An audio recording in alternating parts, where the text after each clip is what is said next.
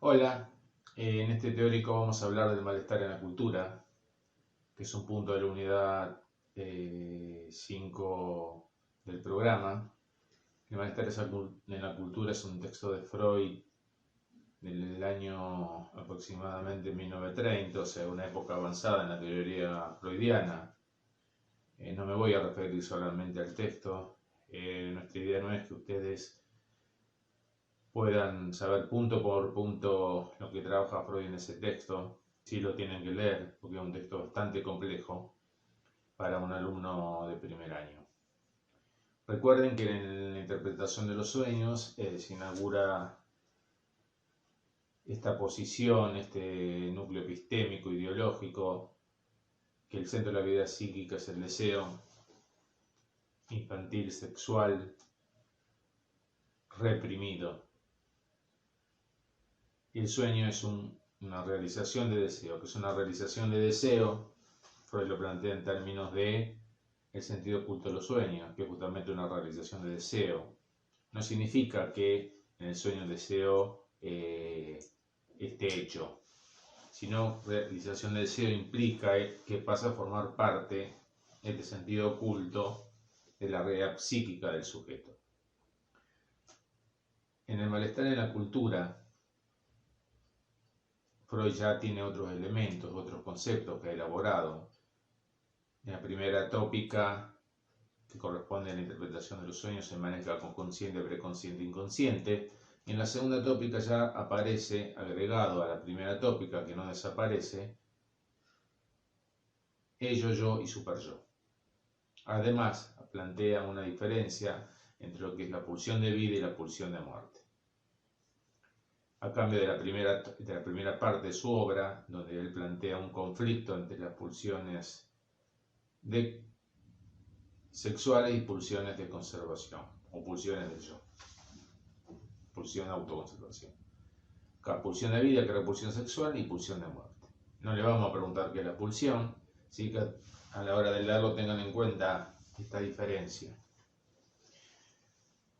El primer punto que llama la atención es porque habla del malestar en la cultura, siendo una época que apuntaba al progreso, al orden del progreso, a la supuesta idea de felicidad, a la ilusión de felicidad. Entonces Freud nos sorprende diciendo y poniéndole título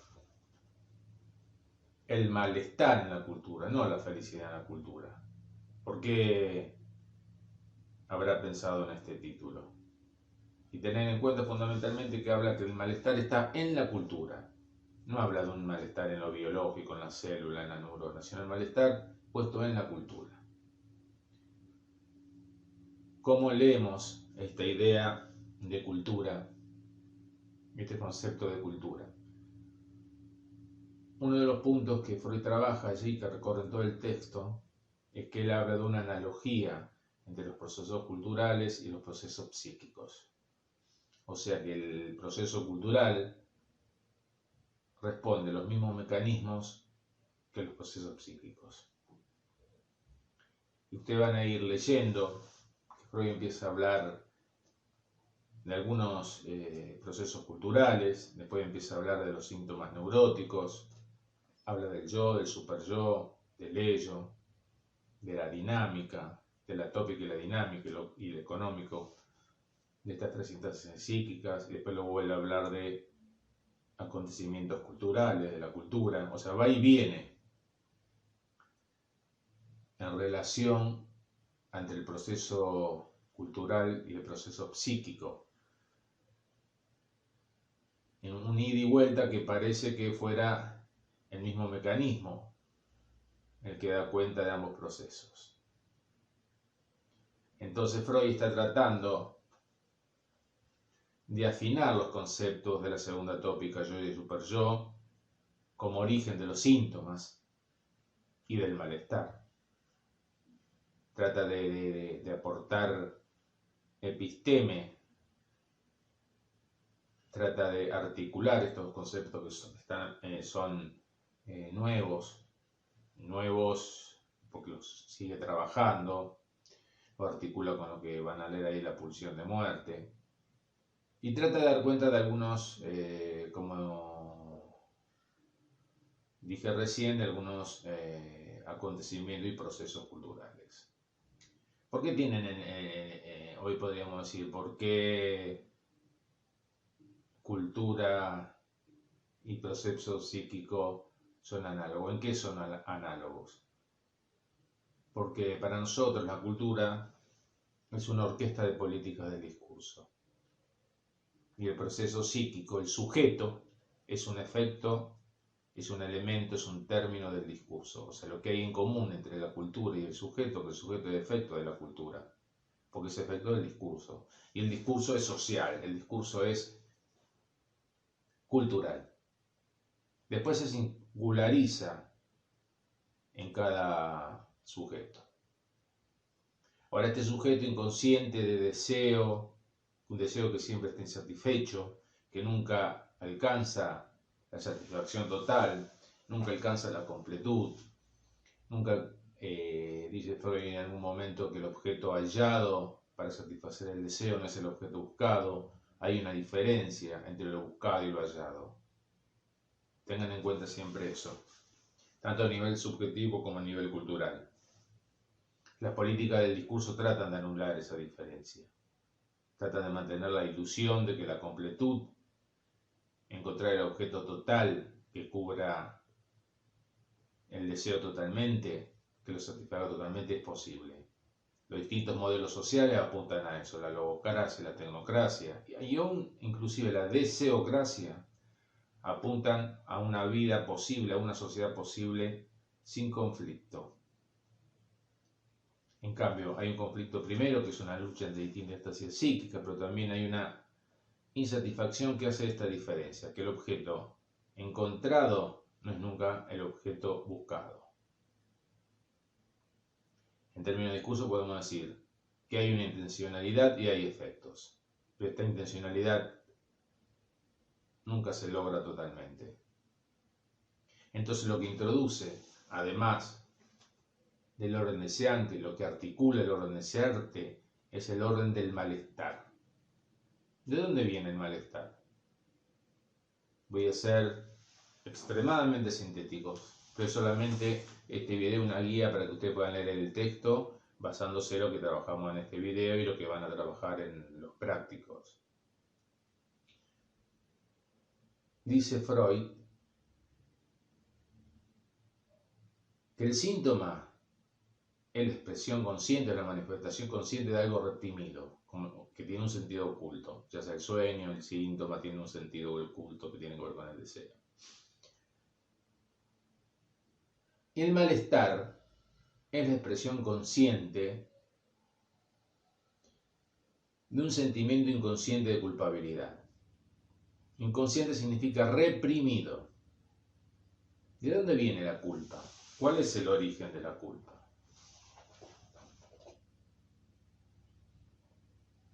Estoy siendo retrospectivo. La culpa proviene del odio reprimido. Luego del final y el odio reprimido, ¿de dónde viene el odio? El odio viene de la dependencia estructural que tiene la criatura humana de sus creadores, en nuestra sociedad generalmente los padres. Esta dependencia de los padres, esta dependencia original, sin la cual ninguna vida, ningún recién nacido puede convertirse en niño y ningún niño después puede convertirse en sujeto. Porque el sujeto es un efecto del discurso, un efecto de la crianza, pero también requiere tiempo y operaciones necesarias. Una de las operaciones necesarias es la represión, que según Freud ocurre a los 5, 6, 7 años, que es casualmente cuando los niños empiezan la escuela primaria en nuestra cultura. Entonces el odio reprimido, el odio proviene de esta dependencia estructural de los padres. El amor también. ¿Y por qué depende el niño de los padres? Por el desamparo constitutivo. Un bebé nace sin recursos. Si no se lo cuida en sus necesidades básicas, si no se lo libidiniza, diríamos, si no se lo ama, si no se lo desea, no podrá ser un hijo. Entonces, por este desamparo primitivo se genera esta ambivalencia, amor y odio. Amor por los cuidados, por el amor que recibe, por el deseo que recibe, y odio por esta dependencia de los cuidados y la necesidad estructural del otro, de los que lo crían. Ahora bien, dice Freud que en cierto momento el amor y el amor y odio en nuestra cultura que estructura en el complejo de Edipo, en la escena de la novela familiar, en nuestra familia occidental y cristiana, por legado decimonónico, en el complejo de Edipo. Dice Freud que es necesario la renuncia pulsional. La renuncia pulsional es satisfacer el deseo en aquellos que lo criaron, en la prohibición del incesto. Y también la prohibición del parricidio. ¿Qué es la prohibición del parricidio? Es la prohibición de matar al padre. Para ello, Freud usa el mito, que es el asesinato del padre de la horda primitiva, pero yo los invito a que lo lean en el texto. Entonces dice que el niño, o niña, o niñe, debe renunciar también a la satisfacción del odio por la dependencia, por esta dependencia, por este desamparo estructural. Porque, digamos, no le queda otra. Expresar el odio implicaría quedarse con aquellos creadores de lo que dependen, si se realizara dicho acto. Entonces el amor y el odio quedan reprimidos. El odio reprimido, con el final del complejo de Edipo, no desaparece, se reprime, pero no desaparece, no se suprime, sigue actuando desde el inconsciente. Entonces dice Freud, parte de ese odio va al super yo como sádico, y otra parte de ese yo, de ese odio va al yo como masoquista. Entonces, se genera una tensión entre el super yo sádico y el odio masoquista. El super yo castiga, esa instancia psíquica castigadora, del deber moral,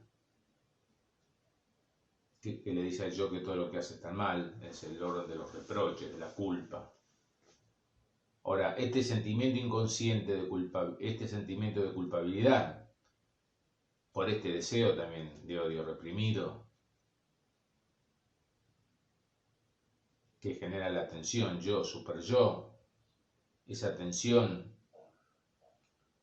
genera este sentimiento inconsciente de culpabilidad.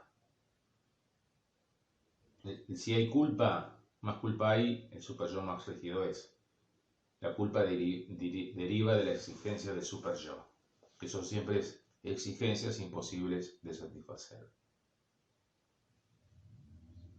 Entonces, el malestar, que es la expresión consciente de este sentimiento de culpa inconsciente, es constitutivo, es inevitable. Si hay una constitución del sujeto, así como hay insatisfacción del deseo, también hay malestar, que deriva del odio reprimido. Claro, con el amor que deriva del deseo, es más fácil. Es más fácil manejarse, hacerse cargo del amor, del deseo. No digo que no tenga sus dificultades. Pero ¿a quién no le gusta sentirse reconocido, amado, importante, confiable? En cambio, con la expresión del malestar, ¿a quién le gusta? Sí, hay gente que le gusta, a ciertas estructuras le gusta, pero valga la redundancia, el retrógrado no. El malestar es molesto, el malestar jode. Que alguien te insulte, te exprese todos sus malestares, toda su ira, toda su bronca, toda esa carga odiosa que hay en el malestar. Y eso es incómodo. ¿Qué pasa? Un analista, así como se la tiene que ver con el síntoma, con el amor, con el deseo, también se la tiene que ver con el odio, con las manifestaciones que le generan malestar al analista o que pretenden generarle malestar. Pónganse en el lugar del doctor Breuer, cuando Ana le dice, ahí viene el bebé doctor Breuer. Podría ser una manifestación de amor, de un deseo inconsciente, pero generó también en Breuer un malestar que él no pudo sostener y por cual dio por terminado el tratamiento. Entonces, el deseo entra más fácil en el orden del discurso, por la vía inconsciente. El odio, manifestado como malestar, no es tan amigo de las palabras. Generalmente las manifestaciones de odio pasan por otro lado. Por eso una de las puestas del psicoanálisis es hacer pasar por vía de la palabra también el malestar, el odio, para darle otra resolución. Pero es más difícil de elaborar, de cortar el circuito repetitivo del malestar, del odio inconsciente. Ahí también Freud ya había trabajado lo que es el principio del placer, que guía el deseo a la búsqueda de la satisfacción. Y el más allá del principio del placer, que es la repetición de situaciones dolorosas, situaciones que nos hacen daño y la volvemos a repetir. Porque ahí hay algo del más allá del principio del placer, que está en cierta vinculación con el malestar, con la pulsión de muerte. Tengamos en cuenta, y después no es para esta materia, no es lo mismo pulsión de muerte que deseo de muerte.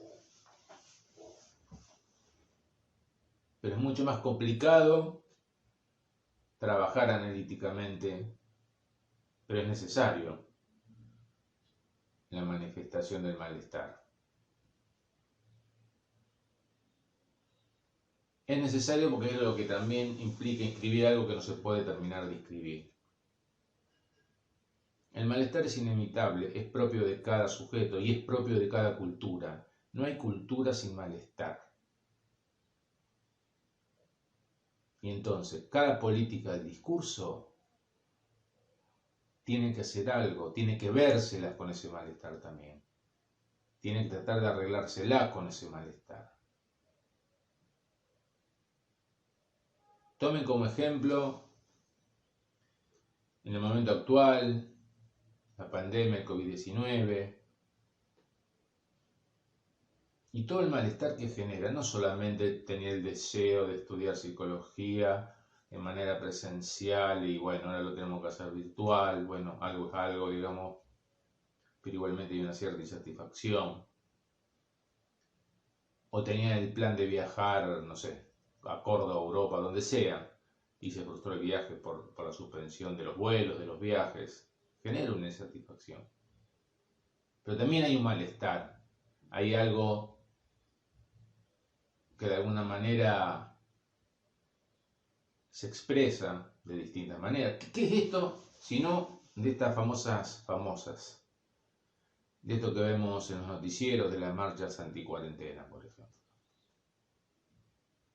Hay un malestar que está expresado por distintos grupos con distintas reivindicaciones, en contra de la vacuna, en contra de la cuarentena, en contra de la reforma jurídica, en contra del gobierno, en contra de todo, pero son distintas maneras de expresar un malestar,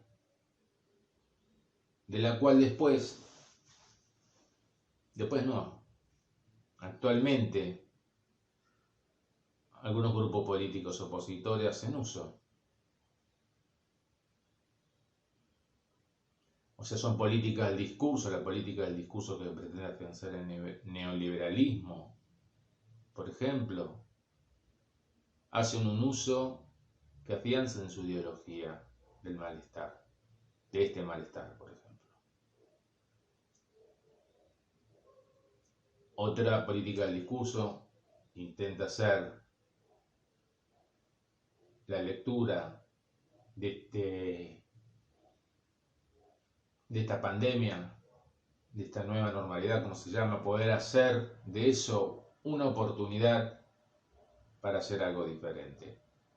Del malestar que generaba y que genera el neoliberalismo, aprovechar esto como una oportunidad. Bueno, son distintas lecturas y distintas políticas de discurso con distintas intencionalidades. Pero así como el sujeto se la tiene que ver con este malestar, las políticas del discurso también se la tienen que ver con este malestar. Esta tendencia al caos, leer a estos malestares, esta expresión de los malestares, puede ser peligroso también.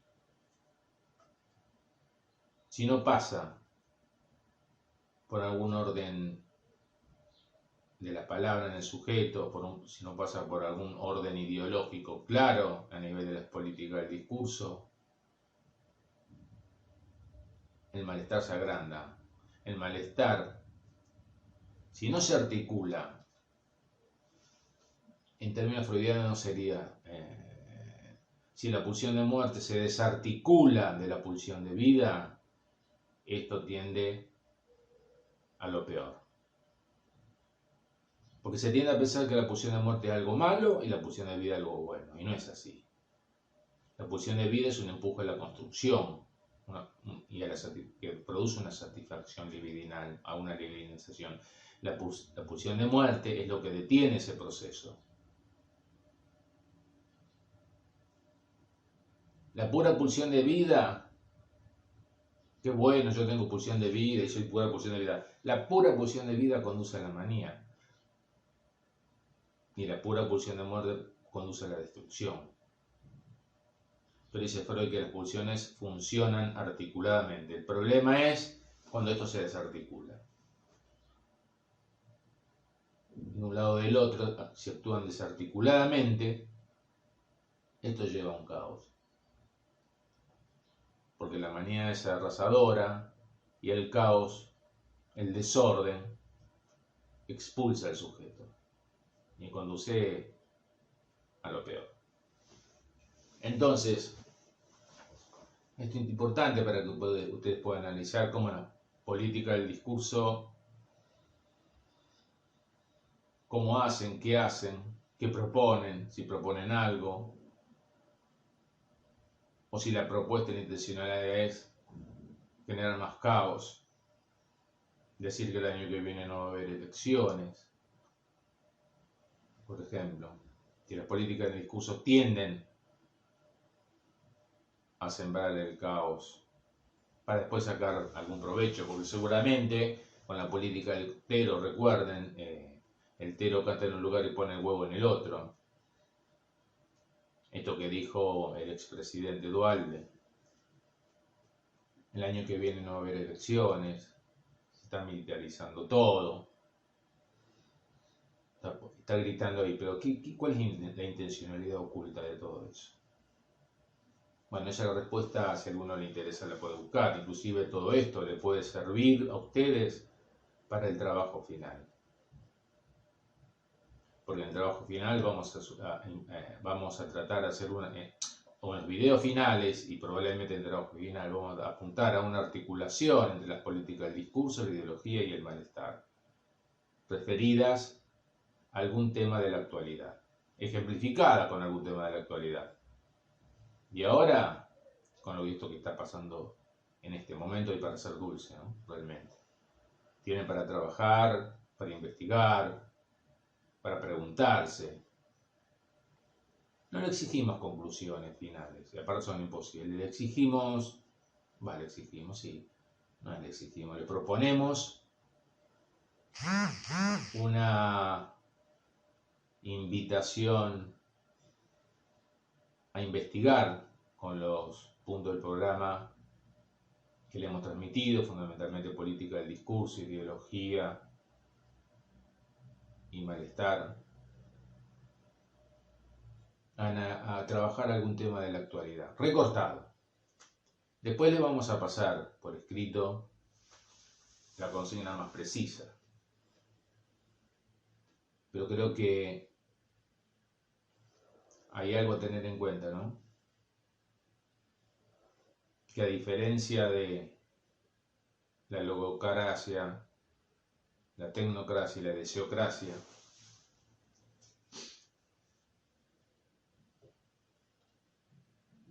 hay un malestar estructural. Es imposible la sociedad sin conflicto. Es imposible una estructura social, ya sea basada en el control de las conductas, ya sea basada en el dominio del modelo inteligente, ya sea basada en la desografía, que sería algo así como una sociedad basada en el deseo, en que todos puedan realizar su deseo.